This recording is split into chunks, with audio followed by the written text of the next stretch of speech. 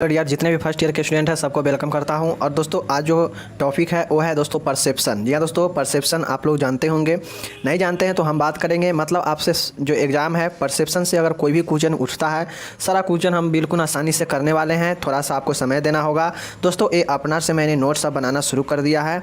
यहाँ पर दोस्तों उन सारे टॉपिक को हम लाएँगे, सारे क्वेश्चन को लाएँगे जो कि दोस्तों जहाँ से आपको 2-3 टाइप से क्वेश्चन बनता है। तो दोस्तों हम समझने का कोशिश करेंगे। जहाँ से आपको हार्ड लगता है उन सारों को अपने लैंग्वेज में दोस्तों क्वेश्चन को काट काट के, मतलब आंसर को शॉर्ट कर कर के जितना लिखना है उतना ही को हम यहाँ पे लेकर आएंगे।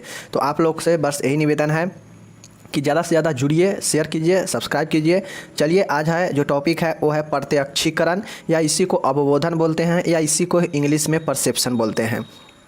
तो चलिए हम लोग यहाँ पे शुरू करते हैं। साथियों, इस परसेप्शन से पढ़ने के लिए सबसे पहला जो चीज़ है वो है हमको उद्दीपक के बारे में देखना होगा। तो उद्दीपक क्या होता है, चलिए हम पहले उसको देख लेते हैं कि उद्दीपक जो है उद्दीपक है क्या। तो देखिए साथियों, यहाँ पे देखिए उद्दीपक हम यहाँ पे लिख दिए हैं कि उद्दीपक होता क्या है। अब उद्दीपक इसलिए जानना जरूरी है क्योंकि ये पूरे दोस्तों परसेप्शन हम लोग पढ़ेंगे ना, तो यहाँ पे उद्दीपक बार बार आएगा, तो आप उद्दीपक समझेंगे नहीं। तो इसके लिए पहले हम उद्दीपक को ही समझ लेते हैं। देखिए ये बॉक्स में उद्दीपक लिखा हुआ है। तो उद्दीपक का मतलब है कि भड़काने वाला, उत्तेजित करने वाला, प्रज्वलित करने वाला, जागृत करने वाला या अचानक संवेगात्मक वस्तु। मतलब साथियों उद्दीपक का मतलब होता है कि कोई ऐसा वस्तु जो अचानक आपको क्या करे, उत्तेजित कर दे, अचानक आपको प्रज्वलित कर दे, मतलब रोशनी दे दे, अचानक ऐसा चीज़ है जिससे आप भड़क जाएँ। तो ये सारे जो चीज़ है ये उद्दीपक है, जिसमें दोस्तों आपको क्या करेगा, कान खड़ा हो जाएगा, आपको रोम रोम खड़ा हो जाएगा। तो ये क्या है, उद्दीपक के कारण ही होता है। तो यही चीज़ें हैं, एक्साइटेड फॉर्म में आ जाता है व्यक्ति उद्दीपक के कारण ही। जैसे अचानक आप जैसे रोशनी में जाइएगा तो क्या होगा, अचानक लगेगा कि प्रज्वलित, जैसे लाइट अंधेरा है और वहाँ पे अचानक से लाइट आ जाएगा तो सब चीज़ प्रज्वलित हो जाएगा, मतलब सब चीज़ प्रकाशमय हो जाएगा, तो और सब चीज़ दिखने लगेगा। तो ही होता है अवबोधन और प्रत्यक्षीकरण। प्रत्यक्षीकरण का मतलब होता है कि आपके सामने जो प्रत्यक्ष में हो रहा है वही प्रत्यक्षीकरण होता है।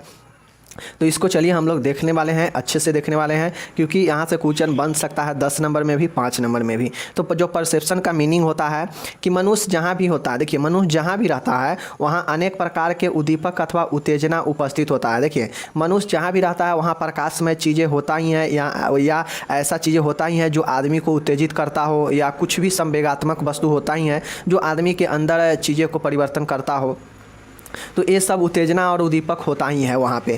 प्रत्यक्षीकरण एक ऐसी मानसिक क्रिया, ध्यान दीजिएगा, जो परसेप्शन है एक मानसिक क्रिया है जो इन उद्दीपकों का तत्कालिक मतलब इमीडिएट एवं सार्थक ज्ञान प्राप्ति होती है। देखिए ये जो परसेप्शन होता है, प्रत्यक्षीकरण है, इसमें ये मानसिक क्रिया है और इसमें जो होता है ना, इसमें उद्दीपकों के बारे में जानकारी प्राप्त कराता है, ज्ञान प्राप्त कराता है, जिससे व्यक्ति क्या होता है, उद्दीपकों के साथ क्या करते हैं, परिचय करते हैं और ज्ञान की प्राप्ति करता है। जैसे ऐसे बहुत सारे आप लोग देखते होइएगा कि उद्दीपक, जैसे रोशनी में आपको लगेगा कि ये भूत हमको झूल रहा है, कोई ऐसा कपड़ा झूलता है तो लगेगा कि भूत झूल रहा है सामने, लगेगा कि लाइट आपको दोस्तों जो उद्दीपक के सामने, मतलब सीधा समझिए कि कोई ऐसा चीज़ है जिसको आप देखकर आप उसके प्रत्यक्ष बोध कर रहे हैं कि हाँ ये फलाना चीज़ है, फलाना चीज़ आभास हो रहा है, चाहे वो आपका भ्रम ही क्यों ना हो या विभ्रम ही क्यों ना हो, चाहे वो वास्तव में हो या अवास्तविक हो, लेकिन आपको अगर महसूस होता है कि फलाना चीज़ है तो वही एक प्रकार के क्या है, प्रत्यक्षीकरण होता है जो आपके सामने होता है। तो ये चीज़ें के समझ गए कि परसेप्शन में उद्दीपकों का ज्ञान होता है और ये मनुष्य जहाँ रहता है वहाँ पे ये उद्दीपक और उत्तेजना उपस्थित होता है। यह एक मानसिक क्रिया है, कौन, प्रत्यक्षीकरण, परसेप्शन। तो ये चीज़ें समझ गए।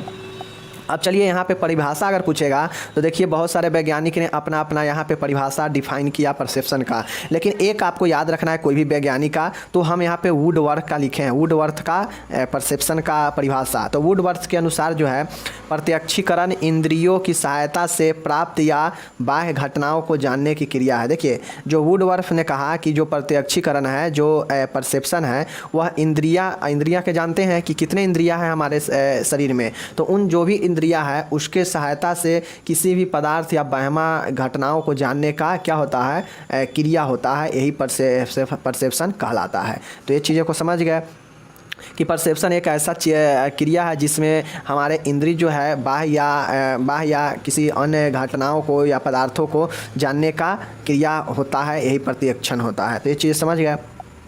अब आपसे क्वेश्चन पूछेगा कि भाई बताइए प्रत्यक्षीकरण है, जो परसेप्शन है, उसका क्या कैरेक्टरिस्ट है, विशेषता क्या। देखिए 5 नंबर क्वेश्चन पूछेगा तो कहेगा कि जो परसेप्शन है उसका परिभाषित कीजिए, अर्थ लिखिए और इसका विशेषता लिखिए। तो 5 नंबर में इतना ही पूछेगा। अगर 10 नंबर में पूछेगा तो कहेगा परसेप्शन को प्रभावित करने वाले कौन कौन से चीज़ें हैं उसको लिखे, विशेषता लिखे और परसेप्शन है क्या। तो 10 नंबर में पूछेगा तो तीनों पूछेगा, तो तीनों को हम लोग देखने वाले हैं।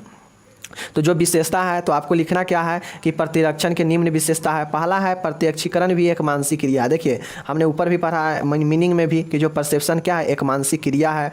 प्रत्यक्षीकरण के लिए उद्दीपक होना आवश्यक है। मैंने पहले ही बताया कि जो परसेप्शन होगा किसी न किसी उद्दीपक के जो है उपस्थित में होगा, इसके बिना जो है प्रत्यक्षीकरण संभव नहीं है। जी हाँ दोस्तों, प्रत्यक्षीकरण या अवबोधन मतलब आप किसी भी उद्दीपक क्या है कि उद्दीपक किसी भी चीज़ को आपको बोध कराता है, जिससे आप चीज़ों को समझते हैं या उससे ज्ञान आप प्राप्त करते हैं कि हाँ ये फलाना चीज़ है। ये चाहे वो प्रज्वलित हो सकता है, प्रकाशमय चीज़ हो सकता है, जिससे प्रकाश मिलता हो, वो क्या है, एक प्रकार के उद्दीपक है जो आपको किसी भी चीज़ के बारे में बोध कराने में सहायता करता है। तो यही चीज़ें हैं।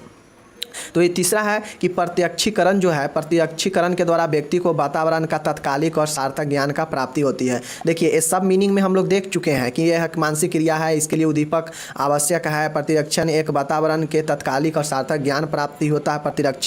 प्रत्यक्षीकरण से पहले से अनुभव और ज्ञान हुए प्रत्यक्षीकरण उद्दीपकों के लिए आसान होता है। देखिए जो जिसमें अगर कोई ऐसा पहले से अनुभव और ज्ञान हुए प्रत्यक्षीकरण उद्दीपकों के लिए आसान होता है। मतलब पहले से अगर किसी को प्रत्यक्षीकरण के प्रतिरक्षण के बारे में पता हो तो उसके लिए उद्दीपक को क्या है, आसान हो जाता है। जी हाँ दोस्तों, 5वां है कि जिन उद्दीपकों का ज्ञान व्यक्ति को न हो तो उसका प्रतिरक्षण जो है मुश्किल होता है। देखिए अगर किसी उद्दीपक के बारे में व्यक्ति को ज्ञान न हो तो उसके जो दोस्तों अवबोधन है या जो प्रतिरक्षीकरण है उसमें मुश्किल होता है। ये चीज़ें हैं।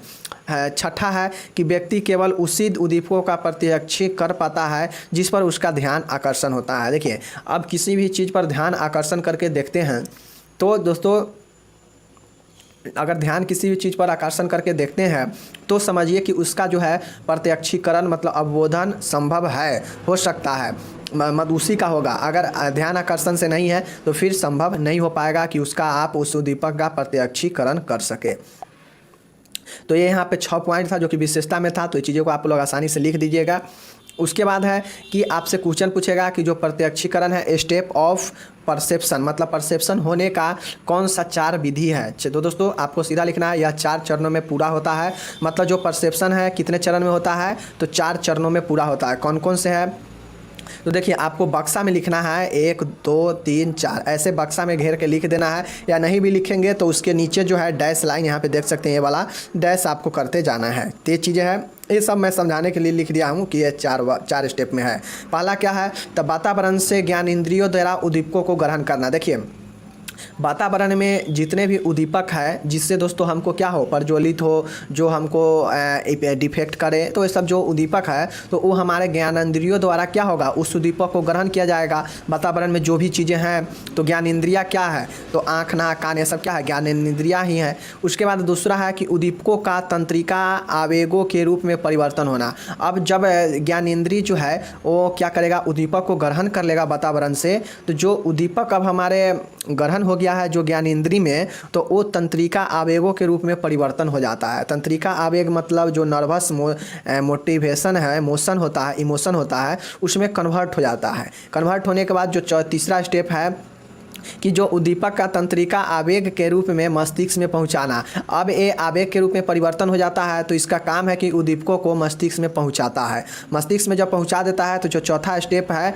तब ये क्या करता है, उद्दीपकों का प्रत्यक्ष बोध या प्रत्यक्षकरण होता है। मतलब पहले क्या करता है, ये वातावरण से प्राप्त करता है ज्ञान इंद्रिया, उद्दीपकों को ग्रहण करता है। उसके बाद जब ग्रहण कर लेता है तो जो उद्दीपक ग्रहण हो जाता है तो वो तंत्रिका आवेग के रूप में क्या होता है, नर्वस सिस्टम के रूप में नर्वस में रूपांतरित हो जाता है। और रूपांतरित होने के बाद क्या होता है, जब ये रूपांतरित हो जाता है तो ये उद्दीपक जो है तंत्रिका आवेग के रूप में मस्तिष्क में पहुंचता है। और जब मस्तिष्क में पहुंच जाता है तो फिर हम किसी चीज़ को क्या करते हैं, बोध करते हैं कि हाँ ये फलाना चीज़ है, ये चिलाना चीज़ है। किसी भी चीज़ के बारे में हम बोध कर पाते हैं प्रत्यक्ष रूप से, और वही होता है प्रत्यक्षीकरण। तो ये 4 स्टेप में ये पूरा होता है। आप लोग इसको पढ़ लीजिएगा एक बार अच्छा से। अब यहाँ पे जो आता है आपसे क्वेश्चन पूछेगा कि प्रभावित करने वाला कारक कौन कौन से है, मतलब जो उद्दीपक है, जो प्रत्यक्षीकरण है, मतलब अफेक्टिंग ऑफ परसेप्शन, परसेप्शन को प्रभावित करने वाला कौन कौन से कारक है। तो यहाँ पे देखिए, मनुष्य द्वारा किए जाने वाले प्रत्यक्ष बोध पर अनेक कारकों का प्रभाव पड़ता है। देखिए जो प्रत्यक्षीकरण है उसमें दोस्तों दो प्रकार से होता है, एक होता है प्रत्यक्ष बोध, एक होता है अप्रत्यक्ष बोध। तो जो अप्रत्यक्ष बोध होता है उसमें अनेक प्रकार के प्रभाव पड़ता है और कुछ ऐसे स्वतंत्र रूप से प्रभावित करता है जिसकी कुछ अंतःक्रिया के फलस्वरूप इस क्रिया को प्रभावित करता है। और जो अंतःक्रिया वाला जो होता है बोध, जो अंतःक्रिया वाला होता है वही होता है अप्रत्यक्ष, क्योंकि यह अंदर ही अंदर होता है तो पता नहीं चल पाता है, यानी अप्रत्यक्ष होता है। और जो सामने बोध होता है उसी को प्रत्यक्ष बोध कहते हैं, जिसमें अनेक प्रकार चीज़ों जो है प्रभावित करता है इस प्रत्यक्ष बोध को, और वही क्या होता है, प्रत्यक्षीकरण होता है। तो ये चीज़ें हैं, ये चीज़ें हैं। अब यहाँ पे आप लोग देख सकते हैं कि प्रभावित करने वाले कारकों में मुख्य रूप से 3 भागों में बांटा जाता है, और जो परसेप्शन को प्रभावित करता है उसको 3 भागों में मुख्यतः बांटा जाता है। कौन कौन भाग है? पहला है व्यक्तिगत कारण, दूसरा है सामाजिक कारण, और जो तीसरा है वस्तुगत कारण। दोस्तों व्यक्तिगत कारण में जो परसेप्शन होता है उसमें क्या क्या होता है उसको देखना होगा। सामाजिक कारण कौन कौन सा है जो कि परसेप्शन को प्रभावित करता है उसको देखना होगा, और जो वस्तुगत कारण है कौन कौन सा है जो कि परसेप्शन को प्रभावित करता है तो उसको देखेंगे। एक बार और देख लीजिए कि उद्दीपक क्या है। तो उद्दीपक वैसा दोस्तों एक ऐसा क्रिया है जो आपके भड़काने वाला बनाएगा, या इसको हम वस्तु भी कह सकते हैं। उद्दीपक एक ऐसा पदार्थ या वस्तु हो सकता है जो भड़काने वाला बना सकता है, उत्तेजित कर सकता है, जो प्रज्वलित हो सकता है, जो जागृत आपको कर सकता है, जो अचानक संवेग पैदा कर सकता है। ऐसे सारे वस्तु है जो उद्दीपक के अंतर्गत आता है। तो इस चीज़ों को समझ लीजिए, क्योंकि परसेप्शन में उद्दीपक का ही सबसे बड़ा रोल है। यही उद्दीपक का ही दोस्तों बोध होता है सामने से, और वही होता है प्रत्यक्षीकरण। तो व्यक्तिगत कारण में जो है प्रभाव डालता है उसमें क्या क्या है देखिए पहला जो है व्यक्तिगत कारक का प्रभाव। तो जो प्रत्यक्ष बोध के अध्ययन के बाद यह पता चलता है कि इस प्रक्रिया में प्रत्यक्ष बोध करने वाले व्यक्ति से संबंधित कारकों का महत्वपूर्ण प्रभाव पड़ता है, जो निम्न है। देखिए व्यक्तिगत कारकों का प्रभाव अगर आपसे पूछेगा तो सीधा बताइएगा कि जो भी प्रत्यक्ष बोध के अध्ययन के बाद, हम लोग प्रत्यक्षीकरण पढ़े हैं ना, तो वही प्रत्यक्ष बोध है। तो मतलब प्रत्यक्ष बोध के अध्ययन के बाद यह पता चला कि इस क्रिया में प्रत्यक्ष बोध को जितने भी प्रत्यक्ष बोध करने वाले जितने भी व्यक्ति है उससे संबंधित जितने भी महत्वपूर्ण कारक है उसका प्रभाव निम्न प्रकार से पड़ता है। मतलब सीधा समझिए कि जो व्यक्तिगत कारक है जो प्रभाव करता है प्रत्यक्षीकरण को, वो अलग अलग तरीके से व्यक्ति को प्रभावित करता है, जो कि अलग अलग है। पहला क्या है? शारीरिक। देखिए ये खुद व्यक्तिगत रूप से आपका शरीर है तो आपको भी प्रभावित आपका खुद शरीर कर सकता है, तो यह क्या है, एक व्यक्तिगत है, इसीलिए शारीरिक आवश्यकता का प्रभाव है। दूसरा है मानसिक वृत्ति का अभाव। दोस्तों मानसिक वृत्ति का अभाव के मतलब क्या हुआ कि मानसिक विकार होगा, वही मानसिक वृत्ति अभाव होगा, ये भी व्यक्तिगत है। तीसरा है वस्तु के महत्व के प्रभाव। दोस्तों आपके अंदर किसी वस्तु का कितना महत्व का प्रभाव पड़ रहा है, जैसे कोई वस्तु आपके ऊपर कितना इंपॉर्टेंट है, आपके लिए कितना इंपॉर्टेंट है, वो कितना प्रभाव देता है, तो ये भी एक दोस्तों क्या व्यक्तिगत ही है। उसके बाद है आइडेंटिटी। दोस्तों किसी का पहचान या तद्रूपता जिसको बोलते हैं, तो ये आइडेंटिटी भी किसी व्यक्ति में दोस्तों प्रत्यक्षीकरण का एक बहुत बड़ा रोल निभाता है और उसे प्रभावित करता है। उसके बाद है ई में है कि अभिवृत्ति। दोस्तों एटीट्यूड जो होता है व्यक्तिगत रूप से भी क्या करता है, किसी भी चीज़ को बोध कराने में दोस्तों बहुत बड़ा प्रभाव डालता है। उसके बाद दोस्तों अभिप्रेरण मतलब मोटिवेशन। मोटिवेशन दोस्तों भी एक ऐसा चीज़ है जो आपको व्यक्तिगत चीज़ों को प्रभावित करता है प्रतिरक्षण में। तो दोस्तों ये आपको यहाँ पे जो 6 जो है व्यक्तिगत कारकों को प्रभाव करने वाला जो 6 टाइप्स है, जो कि शारीरिक है, मानसिक है, वस्तु के महत्व है, तद्रूपता है, अभिवृत्ति है या अभिप्रेरणा है। तो इस 6 को आप लोग देख लीजिएगा। इसमें 6 के बारे में लिखना नहीं है, बस आपको इस सिर्फ 6 के बारे में लिख दीजिएगा, कहानी हो जाएगा ख़त्म। अब चलते हैं हम लोग सामाजिक कारकों के प्रभाव देखे हैं ना, उसको देखते हैं। तो दोस्तों मनोवैज्ञानिक अध्ययन द्वारा यह पता चला कि विभिन्न सामाजिकरण भी प्रत्यक्ष बोध को प्रभावित करता है। दोस्तों सामाजिक कारकों की जो भूमिका है उसमें मनोवैज्ञानिक अध्ययन में यह पता चला कि जो विभिन्न सामाजिक कारक है वो भी प्रत्यक्ष बोध को क्या करता है, प्रभावित करता है, यानी प्रत्यक्षीकरण को प्रभावित करता है। कौन? सामाजिक कारक भी। तो यही चीज़ें हैं, इस चीज़ को आपको लिखना होगा। इसमें कौन कौन सी चीज़ें हैं जो कि प्रभावित करता है, तो इसमें ज़्यादा नहीं है, 3 चीज़ें हैं। समाज में जो जो चीज़ें हैं जिसके होने से आपको प्रत्यक्षीकरण में प्रभावित हो सकता है, वही चीज़ें हैं। जैसे समाज में कौन सी चीज़ें से आपके अंदर बदलाव आ सकता है प्रत्यक्ष रूप से, तो एक है सामाजिक मानक और मनोवृत्ति। मनोवृत्ति का मतलब होता है कि दोस्तों जो एटीट्यूड है, जो दोस्तों आपके एक समाज में स्टैंडर्ड तय किया गया है कि हाँ जो लड़का है वो लड़का है तो ये इस कैटेगरी का, लड़की है तो इस कैटेगरी का है, मतलब ये इस कैटेगरी का है, ये इस कैटेगरी का है, तो वो भी क्या है, एक सामाजिक मानक तय कर दिया गया है। तो इसका भी एक प्रभाव पड़ता है किसी भी चीज़ को बोध करने में।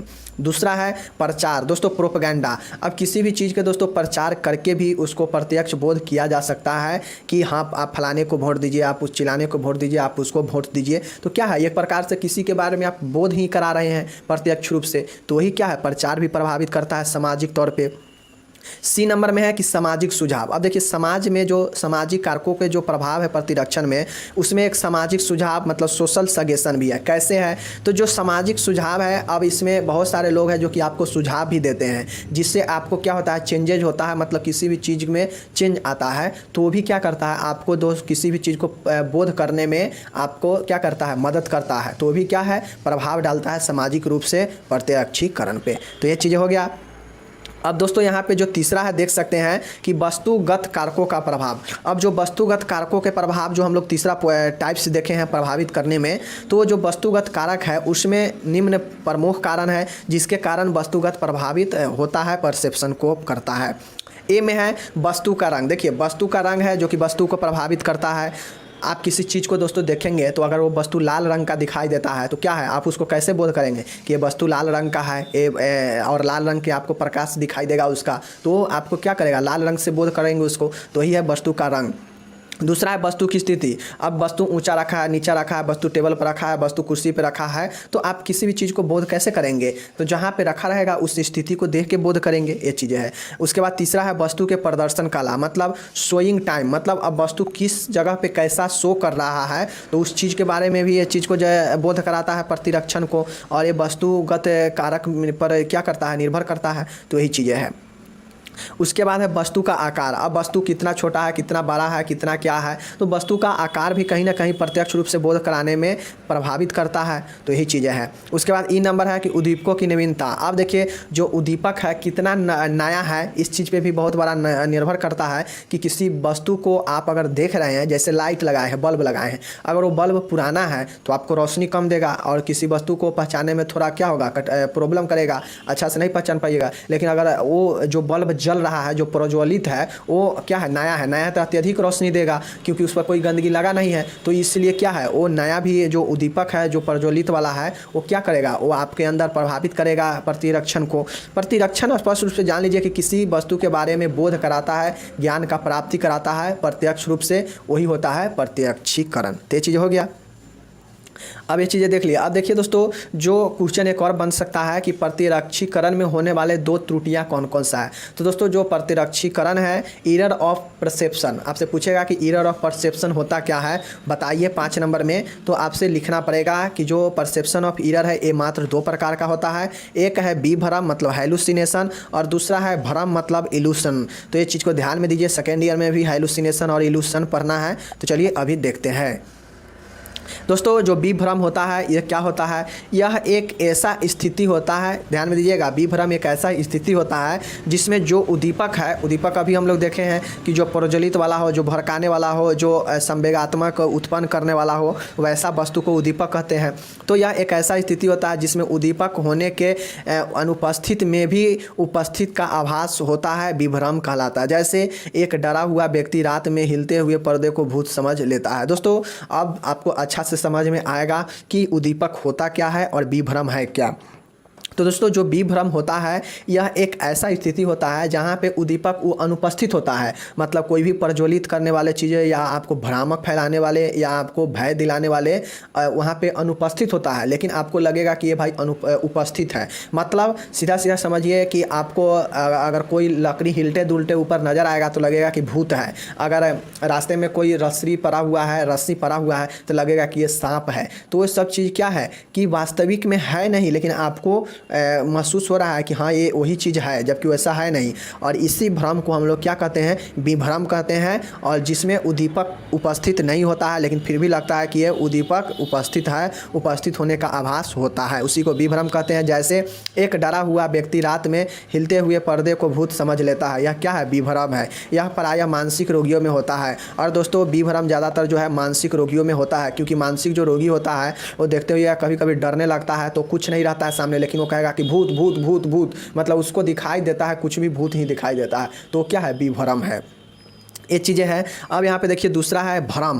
भ्रम क्या होता है, तो यह एक ऐसी स्थिति होता है जिसमें कोई व्यक्ति किसी वस्तु या उद्दीपक के सही से प्रतिरक्षण नहीं कर पाता है, भ्रम कहलाता है। देखिए वहाँ पर क्या था कि किसी वहाँ पे उद्दीपक अनुपस्थित है लेकिन फिर भी वह आभास करता है कि हाँ है, मतलब वह प्रत्यक्ष रूप से बोध करता है कि उद्दीपक है, हमारे सामने कोई चीज़ है। लेकिन ये जो भ्रम है यहाँ पे जो है उद्दीपक अनुपस्थित होता है, मतलब यहाँ पे जो है ये इसके यहाँ पे देखिए ना, यह एक ऐसा स्थिति होता है जिसमें कोई व्यक्ति किसी वस्तु या उद्दीपक को सही से प्रतिरक्षण नहीं कर पाता है। वहाँ पे कर लेता था उद्दीपक के अनुपस्थिति में भी, लेकिन यहाँ पे जो है वो उद्दीपक का सही से प्रतिरक्षण कर ही नहीं पाता है, मतलब उद्दीपक पहचान ही नहीं पाता है, जबकि वहाँ पे उपस्थित नहीं था। जबकि यहाँ पे उपस्थित भी रहेगा तो उद्दीपक को क्या करेगा, वो उद्दीपक को सही से प्रतिरक्षीकरण करेगा ही नहीं, मतलब बोध करेगा ही नहीं, और वही क्या कहे, भ्रम कहलाता है। तो ये चीज़ें हैं। अब देखिए कुछ पॉइंटें हैं कि भ्रम जो है विभ्रम से भिन्न होता है। दोस्तों जो भ्रम होता है वो विभ्रम से भिन्न होता है, बिल्कुल भिन्न होता है। क्यों भिन्न होता है, क्योंकि जो भ्रम हम लोग देखे हैं वहाँ पर जो उद्दीपक है अनुपस्थित होता है, लेकिन प्रत्यक्षीकरण होता है उद्दीपक के अनुपस्थिति में भी। लेकिन जो भ्रम हम लोग देखे हैं विभ्रम को ऊपर में, लेकिन जो हम लोग भ्रम देखे हैं अभी यहाँ पे देखिए ना, अभी हम लोग क्या देख रहे हैं, अभी हम लोग भ्रम देख रहे हैं। तो अभी जो हम लोग भ्रम देखे हैं तो इस भ्रम में प्रतिरक्षण जो है उद्दीपक सही से नहीं कर पाता है, तो ये चीज़ें हैं। उसके बाद देखिए कि भ्रम में उद्दीपक होता है लेकिन प्रतिरक्षण नहीं होता। देखिए भ्रम में उद्दीपक होता है लेकिन वहाँ पे प्रतिरक्षण जो है नहीं हो पाता है। अभी ऊपर हम लोग देखे हैं विभ्रम में उद्दीपक नहीं होता है, मतलब उद्दीपक वहाँ पे अनुपस्थित होता है विभ्रम में, जिससे उद्दीपक होने का गलत आभास होता है। अब देखिए उद्दीपक वहाँ पे अनुपस्थित होता है, लेकिन जो उद्दीपक होता है वो आपको आभास लगेगा कि हाँ उद्दीपक यहाँ पे है, मतलब आपको जो है ये चीज़ें पता चलता है कि उद्दीपक है, लेकिन उद्दीपक जो है अनुपस्थित रहता है रियल में। तो यही चीज़ें हैं, यही विभ्रम और भ्रम होता है। अगर पूछ रहे तो आप लोग लिख दीजिएगा। जैसे दृश्य संबंधी, स्वाद संबंधी, सुनने संबंधी, मतलब इस समय आपको दृश्य संबंधी मतलब कोई चीज़ देख रहे हैं जो कि रियलिटी नहीं है। स्वाद संबंधी, आप चीज़ें को खा रहे हैं लेकिन आपको स्वाद दे नहीं रहा है। जैसे सुनने संबंधी, जैसे सुन कुछ और रहे हैं, बोल कोई और कुछ रहा है। तो यही सब चीज़ें होता है जो कि भ्रम और विभ्रम होता है। तो विभ्रम क्या है समझ लिए कि विभ्रम वो चीज़ें हैं जहाँ पे आपको क्या होता है, विभ्रम में उद्दीपक अनुपस्थित होने के बावजूद भी प्रतिरक्षीकरण होता है। लेकिन जो भ्रम है, भ्रम में क्या होता है कि किसी भी वस्तु को यहाँ पे जो भ्रम है यहाँ पे जो है वो चीज़ें जो है उद्दीपक जो है प्रतिरक्षण नहीं कर पाता है। यहाँ पे जो है उद्दीपक ही प्रतिरक्षण के लिए एबल नहीं हो पाता, लेकिन जो विभ्रम था वहाँ पे जो है प्रतिरक्षण हो जाता था, जबकि भ्रम में नहीं होता है। क्योंकि दोस्तों यहाँ पे जानते हैं कि यहाँ पे जो उद्दीपक है ये उपस्थित होने के साथ साथ यहाँ पे चीज़ें होता है। तो बाद बाकी मिलते हैं अगले वीडियो में, समझ में आ गया होगा। अगर नोट्स दोस्तों लेना है तो हम डिस्क्रिप्शन में लिंक दे देंगे, आप लोग वहां से डाउनलोड कर सकते हैं। बाद बाकी मिलते हैं अगले वीडियो में।